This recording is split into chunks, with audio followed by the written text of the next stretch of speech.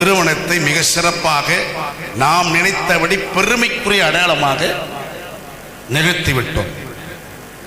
அந்த திருமணத்துக்கு பின்னால் ஒளிந்திருக்கிற திருமறை சார்ந்த அல்லது கடவுளின் திருவுளம் சார்ந்த ரியல் லவ், உண்மையான அன்பு அந்த இரண்டு பேருக்கும் இருக்கிறதா அல்லது அதை குறித்த அக்கறையோடு தான் இந்த திருமணத்தை நாம் செய்திருக்கிறோமா, அதற்குத்தான் நாம் முதன்மை இடம் கொடுத்திருக்கிறோமா? சில நேரங்களில் அன்பை கொலை செய்து கொண்டாட்டில் திருமணம் முடிகிறது. அன்பை கொலை செய்ய தயங்குவதில்லை. அதற்கு பல்வேறு காரணங்கள் என் உள்ளத்தில் ஒளிந்திருக்கின்றன. அது நான் வேண்டான்னு நினைச்சா கூட விலகல. அது பவுல் சொல்றது போல பாவம் பொழுது. அது இல்லை, நான் எதை செய்ய